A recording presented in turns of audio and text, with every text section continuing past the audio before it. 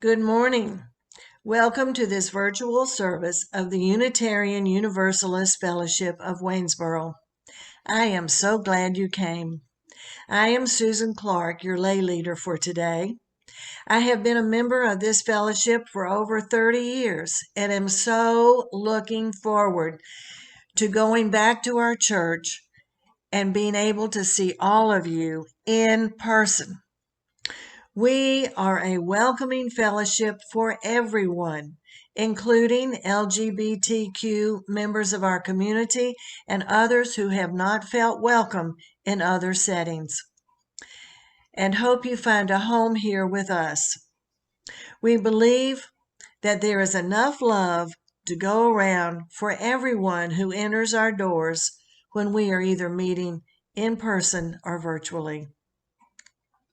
Today, March the 14th, 2021, marks the one-year anniversary of our first virtual service since the pandemic began, and we were told not to gather with others, particularly inside. It has been one hard, frustrating, and long year since we gathered in person, and we are all missing each other. Adapting to this new online format for a service has been an adjustment, but we have learned a lot about how to handle the creating and making of a virtual gathering, as well as adapting to attending Zoom meetings. It has also been a year when we may have learned something new, positive or negative, about ourselves, each other, our community, and the world. Today, members of the fellowship will be sharing their own reflections of this past year, and I will tell a story that may strike a chord with some of you. Members will be sharing special music for the day, poems, and other calming, sometimes challenging, and hopefully uplifting experiences. So join us in exploring the chosen theme for today of hitting the wall.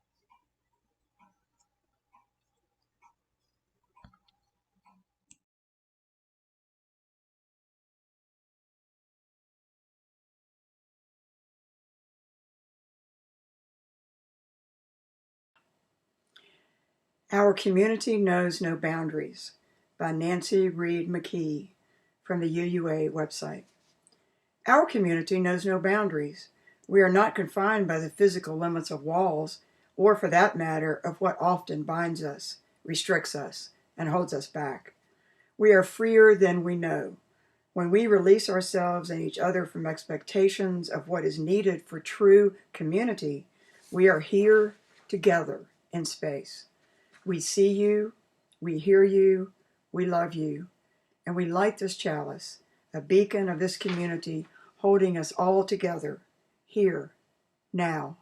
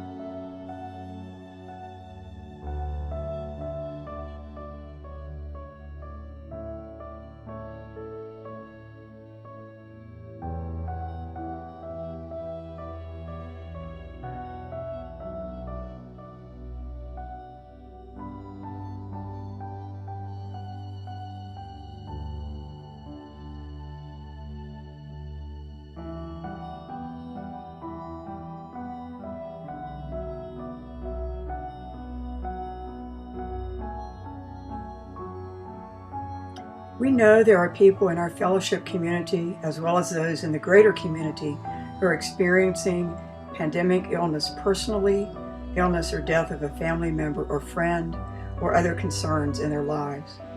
We think of them now and pull them into our circle of caring and support. I invite you to say aloud anyone who you are concerned about or want to remember. This is also a time to lift up joys in your life. A friend or family member who has recovered from the virus or other illness, moments of happiness in your life, or other times when you are feeling joy these days. Think of those times now. We also lift up all those working on the front lines in hospitals, nursing homes, grocery and drug stores, gas stations, with law enforcement, teachers, and many others. Name someone who is on the front lines that you know. We also recognize the enormity of the pandemic's response on each one of us, on those we love, on everyone, especially those challenged by poverty, racism, unemployment, and more. Name someone now that you know who is having this experience. We think of those lost, those suffering, those who are joyful, and send love to them all now. I will share a poem today written by Kenneth P. Langer and found on the UUA website. The title is A Prayer for These Times. Let me find peace within so that I may be calm throughout. Let me find silence within so that I may find compassion throughout. Let me be reminded that some things are worth waiting for. Let me be reminded that the journey is more important than reaching the destination. Let me see that the non-doing is as much a part of life as the doing. Let me be reminded that it is in these moments of holding on that I can find quietude and renewal. It is within these times of inaction that I can find rest.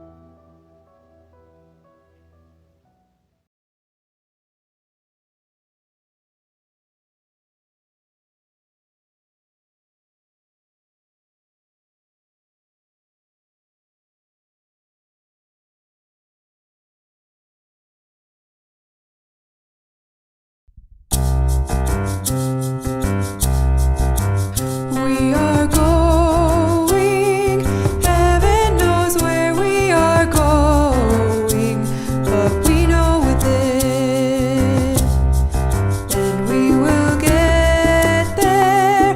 Heaven knows how we will get there, but we know we will. It will be hard, we know, and the road will be muddy and rough, but we'll get there. Heaven knows how we will get there, but we know we will.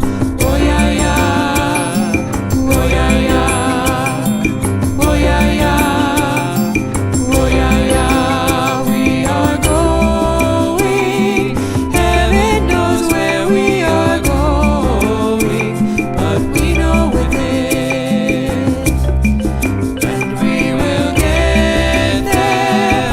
Heaven knows how we will get there, but we know we will. Oh yeah yeah, oh yeah yeah, oh yeah yeah, oh yeah yeah, oh yeah yeah, oh yeah yeah, oh yeah yeah, oh yeah yeah, oh yeah yeah, oh yeah yeah, oh yeah yeah.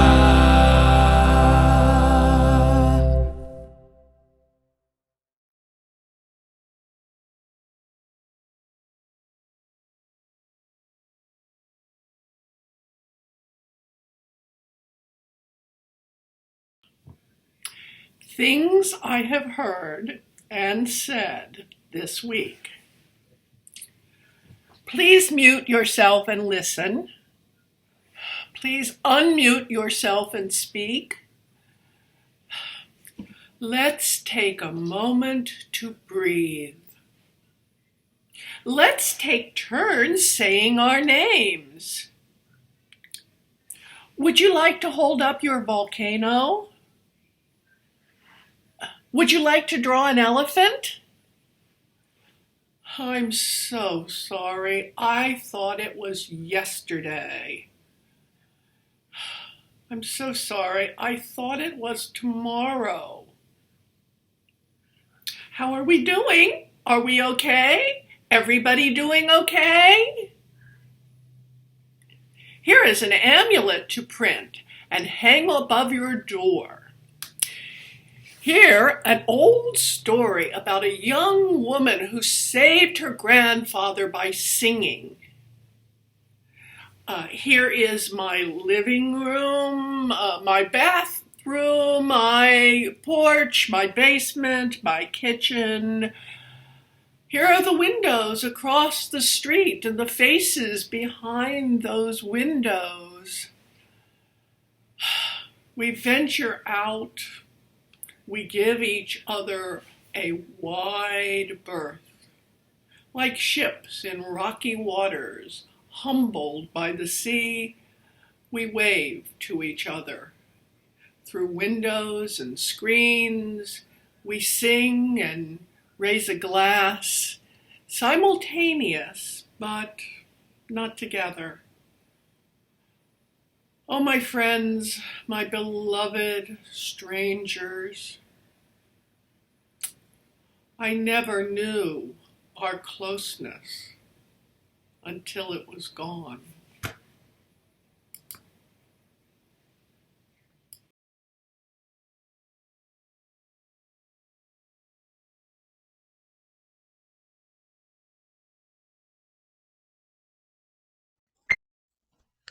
Hello, I'm Susan Clark, and I have a story to tell you today. But I wanted to tell you a little something about myself before I begin. I have been a storyteller for over 33 years. I don't know why, I just got interested in it a long time ago, and I've been telling ever since. Here at UUFW, some of you may know that we have a storytelling group that before the pandemic began a year ago, we were meeting once a month and telling stories to each other and talking about what we liked about the stories and how they could tell it better and helping each other out in ways like that. So we have decided that we are going to start meeting again, hopefully toward the end of this month. So if you're interested in joining our group, please let me know or Reverend Paul know. Now, this is a story I wanted to tell you. It's called The Lion's Whisker, and it's from Ethiopia. Once, a long time ago, there was a man who had lost his wife to a terrible disease. He had a boy who was about 14 years old, and they both grieved terribly for their wife and mother. The boy especially was having a terrible time adjusting to life without his mother. And after a few months, his father realized that he had to find another wife. This boy needed a mother. And so he started looking for just the right person to be his wife and the boy's mother. Finally, he met a woman that he liked a lot, and after a while, they fell in love and got married. Her name was Sonia, and oh, she was so thrilled to have this boy as her stepson. She had always wanted to be a mother, and he was such a nice boy. He'd really been raised right, that's for sure. Well, she did everything she could to be nice to him. She was kind to him and talked nicely to him. She made special food for him that his father said were his favorite kinds of food. But the boy, he didn't want to eat the food she made. He found something else to eat instead. He said, "You're not my mother. You'll never be my mother," and said other terrible things to her, too. But she persisted. She made nice clothes for him. He just ran through the woods and tore them and ripped them, and then they'd end up on the floor in his room.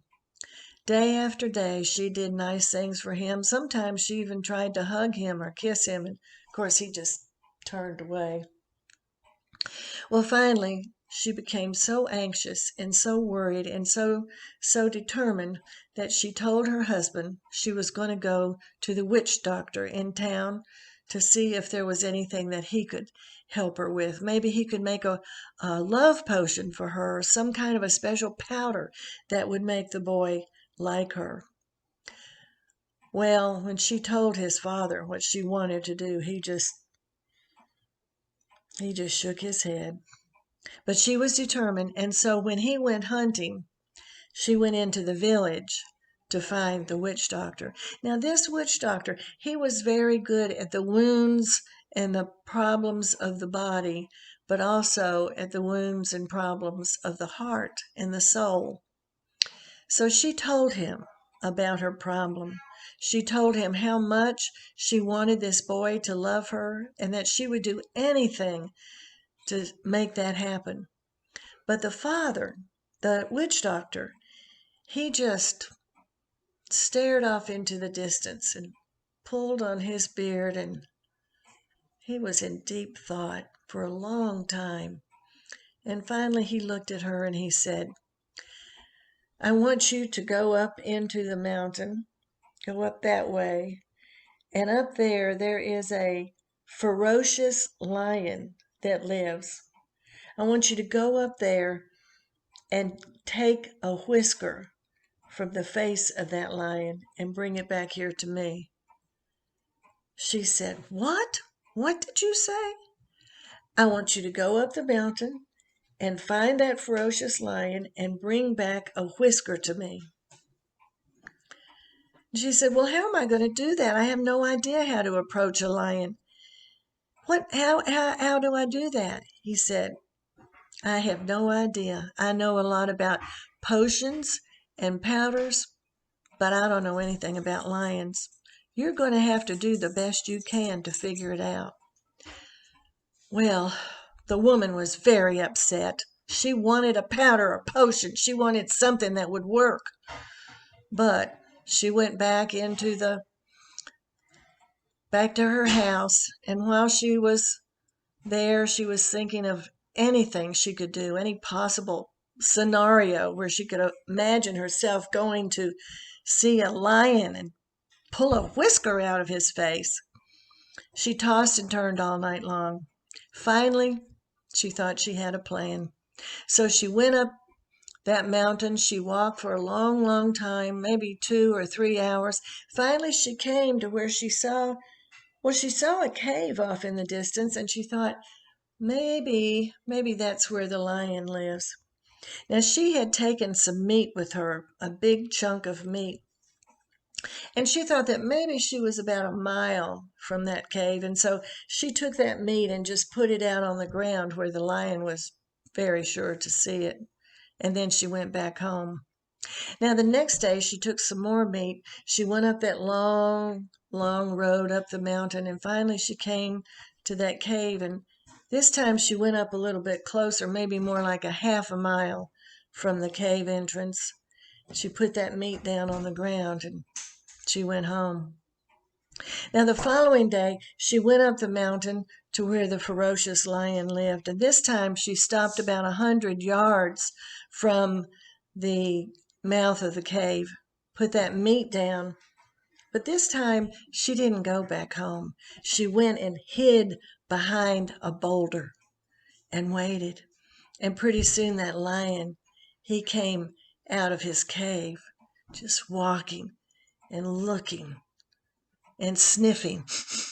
And finally he came up to that meat. He looked at it. He looked around. And then he started eating that meat. Well, his claws were so long and sharp, and his teeth were so sharp. It was just absolutely terrifying. It made her tremble just looking at him. And then the lion finished and went back into his cave. Well, the next day, she felt a little bit more confident, and she took that meat and put it right up at the mouth of the cave. And this time, when the lion came out, he sniffed. And by then she had come out from behind that rock. He saw her and he went, just sort of a friendly growl. And then he started eating that meat ferociously with those big, huge claws. And he was just so lost in his business of eating that she tiptoed over there close to where he was, within an arm's reach, and she reached out, she pulled out that whisker and held it tight in her hand.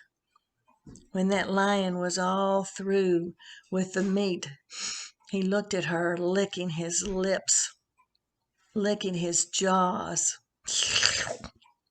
eating that last little bite of meat, and then he turned and went back into his cave. Well, that woman was so proud of herself. She went running back into the village. She said, "I found it. I got it. I got the whisker from that lion. Now, give me the love potion or the powder. Give it to me right now." And this time, the old witch doctor, he just pulled on his beard and he said, "You don't need a potion. You don't need a potion or a powder. You know exactly how to approach your son. You approach your son the same way you approach that lion, patiently, carefully, gently, and I promise you that after a few weeks, that boy will come to like you and maybe even to love you. Oh, the woman was so upset. She wanted that potion so bad, but she thought that maybe he was right. And so over the next few days and weeks, she just went about her business. She didn't try to do anything special for that boy. She was nice to him. She talked to him. She made food for him just like she did for his father.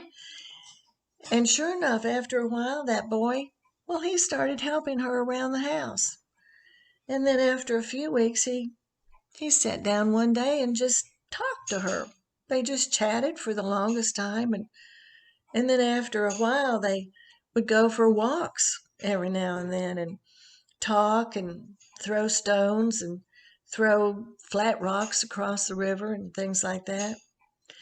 Well, pretty soon that boy and his stepmother were the very best of friends. And she realized that the witch doctor had been right all along, that approaching a boy who doesn't want your love is sort of like approaching a lion. And that's the story of the lion's whiskers.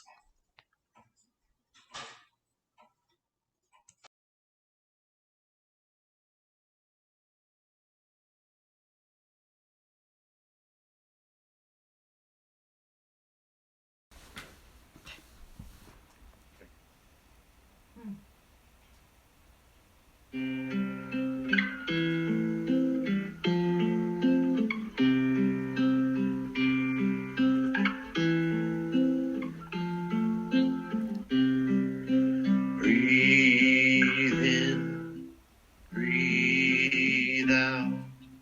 Breathe in, breathe out. When I breathe in, I breathe in peace. When I breathe out, I breathe out love. When I breathe in, I breathe in peace. When I breathe out,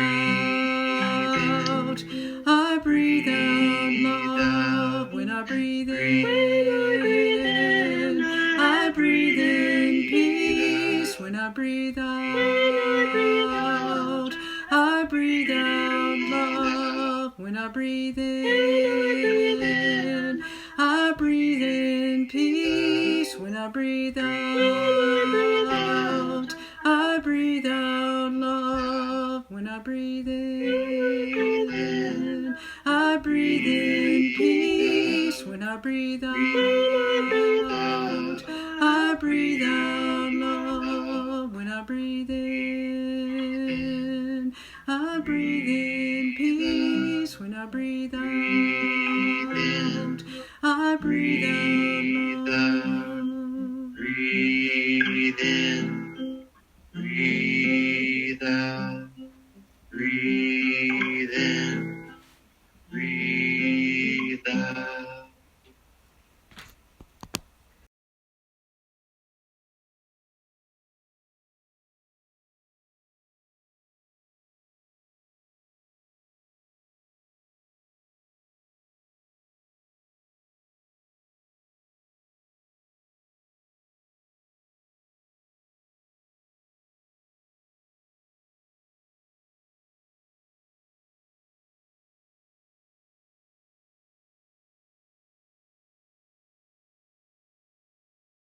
Hi, I'm Steve Maxwell. And I'm Kristen Maxwell, and we moved here at the beginning of April last year, so we've been here almost a year.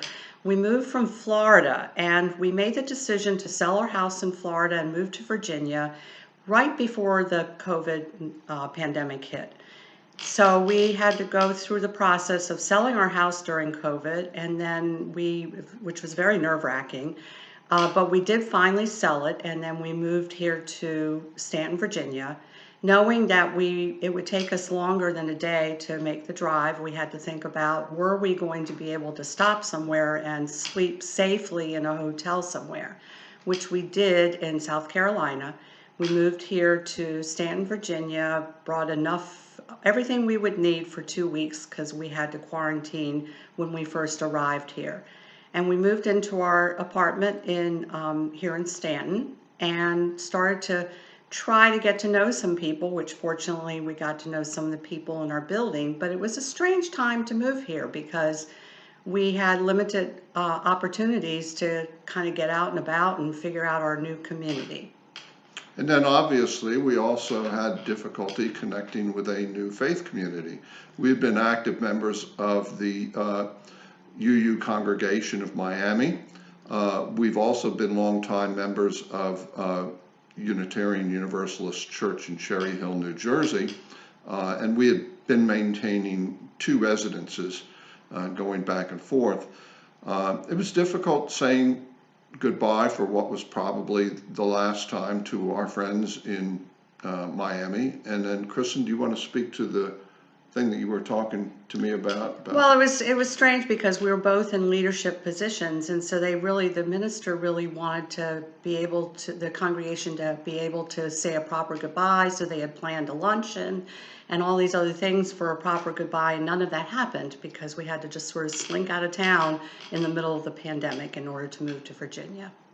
Well, we're about out of time here. I just wanted to add that it's been enjoyable joining the virtual coffee hours and actually making some face contact, with some people from our new congregation in Waynesboro. And we're looking forward to being able to meet more in person. Yep. Bye.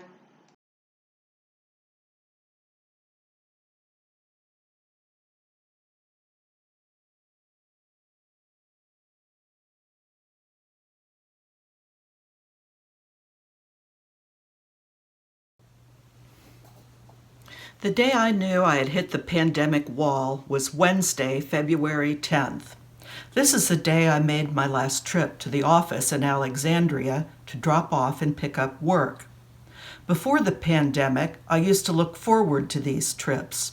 It was a break from my typical workday spent sitting alone in front of a computer screen. I could listen to music on the drive there, I could make stops along the way, and perhaps go to a restaurant for lunch. But most importantly, I got to spend time with my co-workers. All of this changed in March 2020 when our employees were all sent home to telework.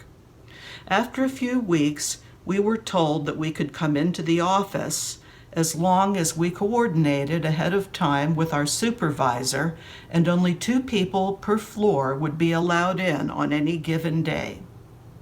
So on February 10th, I packed up the work I was returning, packed a lunch, and skipped having coffee that morning so I would not have to make any unnecessary stops along the way.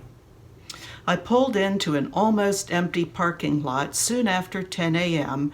and walked into an empty lobby with most of the lights out. I took the elevator up to the 3rd floor and unpacked the work I had brought back with me. I did spend a few minutes talking with the one person who was there about work and about our COVID experiences. Of course, we were both masked and socially distanced. I packed up some work to take home, got on the elevator, and left the building. I sat in my car and ate lunch and drove straight home. A trip that I used to enjoy had turned into a rushed, fearful, and lonely experience. I felt a deep sense of sadness sitting out in that empty parking lot. When will I see my co-workers again? How long will these offices sit empty? I have no idea. But for now, thoughts of spring and of vaccinations being administered give me hope that we will soon be able to gather together again with family, friends, and co-workers.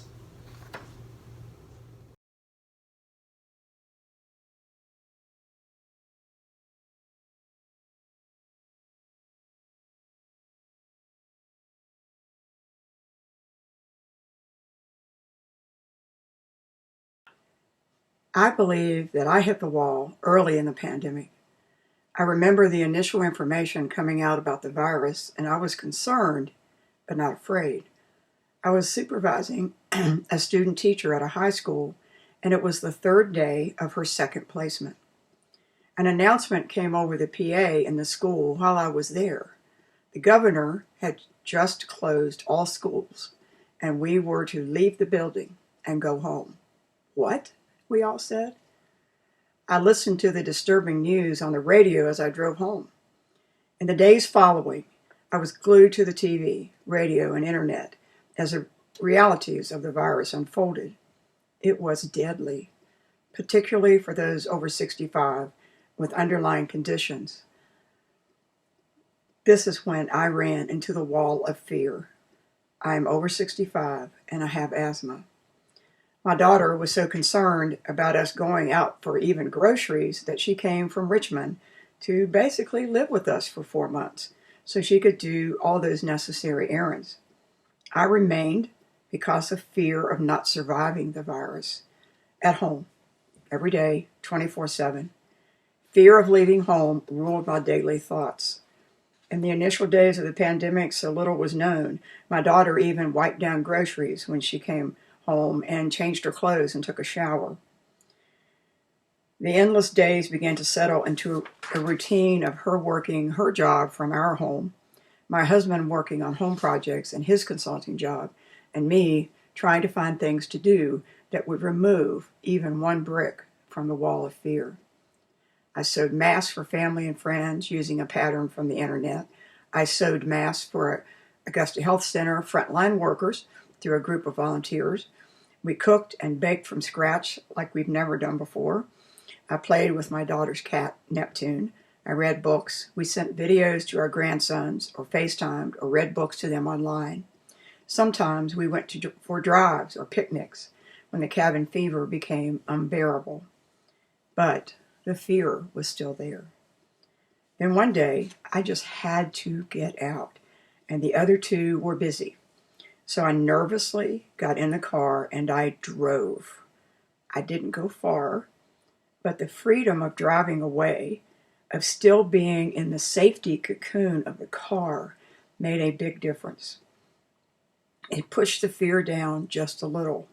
So I did more little drives all around Augusta and Rockingham counties. Took photographs, looked at the beautiful, beautiful scenery. It was a little freedom from the fear.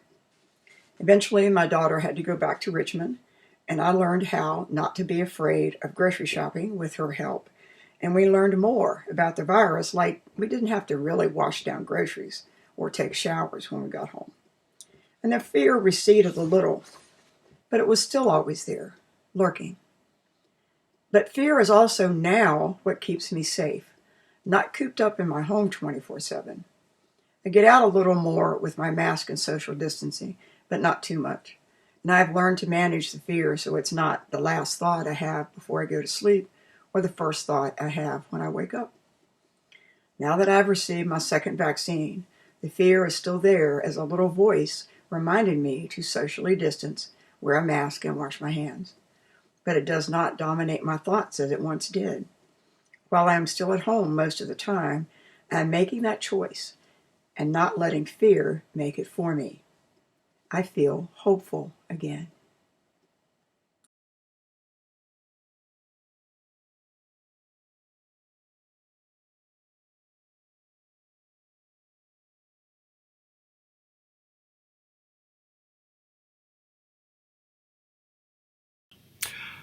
Come January 9th, and my birthday surprise this year was COVID-19. I'm well beyond being contagious. I am apparently not a long hauler, although nobody gets over this thing quickly. But the virus' final gift to me, blood clots in my lungs, is a matter still awaiting resolution. And waiting is hard. Not knowing, very scary. Are there other bombs waiting to go off elsewhere in my body? People ask, where did you get it? I followed the rules, didn't take unnecessary risks, did my best. But maybe it wasn't good enough. So I answer, I guess my luck just ran out. On the last day of January, I made my first entry into my journal since falling ill. Here's what I wrote. 3 full weeks into having become a pandemic statistic, and 1 urgent care and 2 extended emergency room visits, plus an overnight hospitalization in the Augusta Medical Center COVID unit, I am once again in my rat's nest of an apartment, feeling that I just might have begun my recovery from the coronavirus and its toll, including those blood clots in my lungs. When I give people this nickel version of my plague experience, they often exclaim, "Wow, that could have killed you." "Yeah," I say, and laugh. I laugh in the face of death. Now that I have climbed out from the tumbled rubble of the COVID wall, I think I have learned a few things. I know something about physical suffering, the dreadful clutches of the nausea monster, the searing, "oh, please make it stop" pain, and how it's almost impossible to express the truth of it all in words. I comprehend the blessing of not losing one's ability to sleep, which I often did 16 to 18 hours a day, and how losing entirely one's appetite and thirst, everyone telling you to drink plenty of water, can become a matter of indifference. The wisdom of the body vanquishing the presumptions of personality.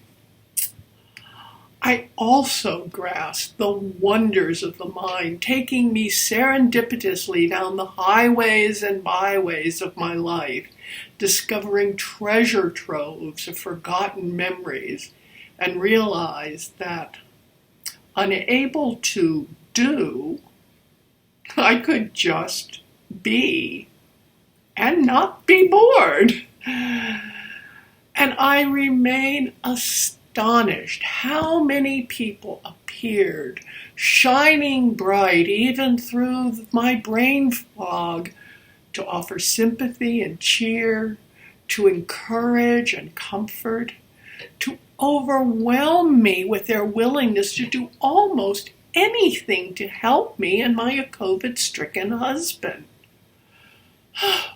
What would a couple too sick to care for each other do without the kindness of friends and neighbors? Since I seem to have made it through the valley of the shadow and had my shots and am getting well, what next? I expect I shall wade through the murk of continuing COVID confinement, hoping for the best with the return of normalcy. I don't expect to live a completely new life. COVID-19 wasn't a conversion experience. But perhaps, after it all, I shall be a little more kind and caring, a little more self-forbearing, and a little more able to rejoice in the quotidian.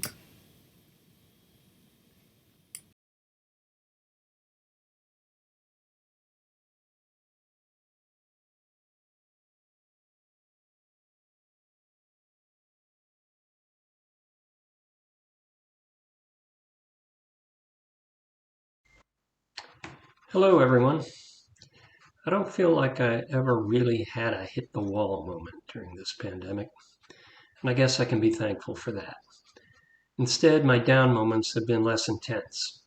I've experienced a low-level anxiety about my wife or I contracting the disease, along with a general sapping of initiative and ambition, a boredom with the stay-at-home sameness of most days, and a sense of accomplishing nothing thanks to the shutdown of most volunteer activities.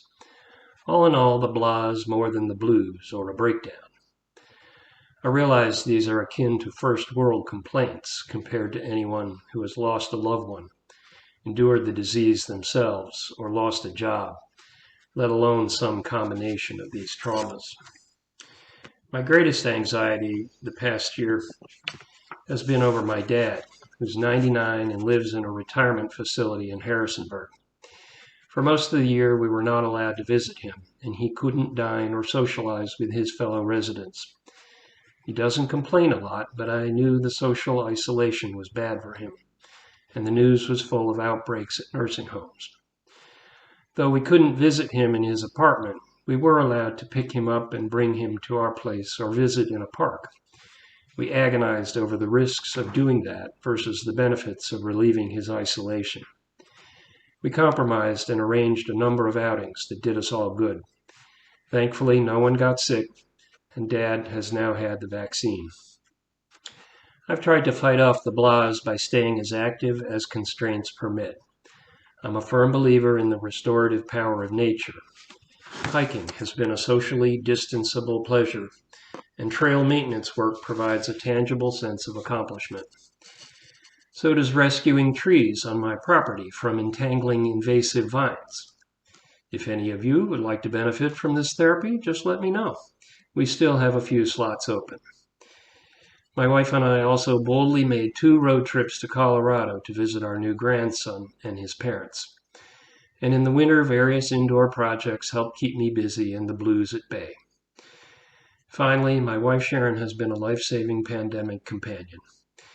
We've spent more time together this past year than at any time in our nearly 40 years of marriage.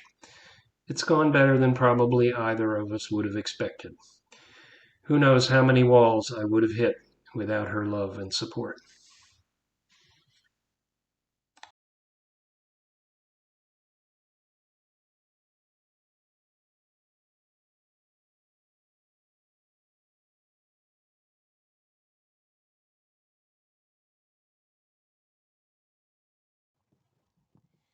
Keeping cheerful may seem like a frothy title for anything that might be helpful during something as serious as a pandemic. But I have learned that the signs of a most serious depression are the inability to be able to take joy or comfort in anything. After I had COVID last February, I have had a hard time maintaining my energies, and I have needed to notice just what things were feeding my soul, giving me back some energy. I think part of the reason that this time has been so difficult is because it has taken away options that gave us joy, but that we didn't even notice. For instance, going grocery shopping. I'm going to show you some of the things that I have recognized as lifting my spirits. Mr. Blue. Mr. Blue is the most senior of my cats. He actually reminds me when I have forgotten to feed the feral mama kitty who comes to eat on our back deck. He meows and meows until I let Tiny Tim out of the garage when I have accidentally locked him in. And when I'm feeling sad, he sits on my lap, and it's as though he's saying, "Well, you have me." He's a very good community member. And I can't tell you, it is shockingly helpful to have had him, as well as the other cats, whom I love just as dearly. But I don't have time to tell you about all of that. This is a picture of my garden, which I love. I love being outside. I love my yard. I love all the things that I can see through my windows. This is Jacob. Jacob is great. He helps me with my yard, and I found him through the women with whom I met at the Monday park luncheon meetings, who are all also finding him extremely helpful. I'm helpful for all of the friends who have kept contact with me and with whom I share energies, especially also for my sister, with whom I have, just because of this COVID, I think, gotten a much better relationship. She has bothered to call me almost every night to make sure that I am not isolated. This is one of the pictures that I took on my walks, and those walks have been lifesavers. I never take one without feeling better. And I was freed up to take these pictures by Maribeth Nolde in a service a couple months ago when she was showing us how the arts could help us through this pandemic. This is Keeping Cheerful mug that I gave my mother, and then I bothered to get one for myself. It says, we are from Wisconsin, by the way. If it's snowing or it's hailing or late winter checks the spring, if the northern wind is wailing, still this heart of mine will sing. I hope that you have taken advantage of our services, which will leave you with a little song in your head to sing during the week, and a good idea to carry with you. One that I have on my desk here is, blessed are you the way, who meets me where I am, who meets me every day with this gift. I hope that you have also found things that energize you, that you can love, and that together we will keep marching toward the time, not slogging in the snow, but marching toward the time when we can get together. Thank you for your attention.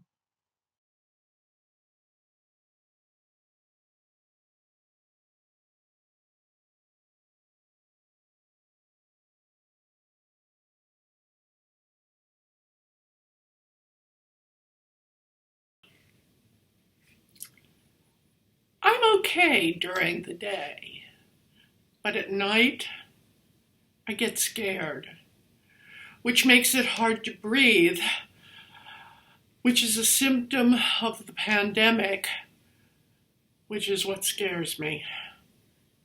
Well played, anxiety, my old friend. You've always warned me something like this might happen. You're a gift from my ancestors who survived plagues and worse. They wove you into my DNA to warn me so that I, too, might survive. Now that it's happening, anxiety, I don't need you anymore. I need the ones who gave you to me. Hear me, ancestors who lived through danger times. I'm ready for you now. All these years I've carried your worries in my bones. Now I need your love, your 1,000-year view. Tell me it's going to be okay. Remind me you made it through, and we will too. Teach me to breathe.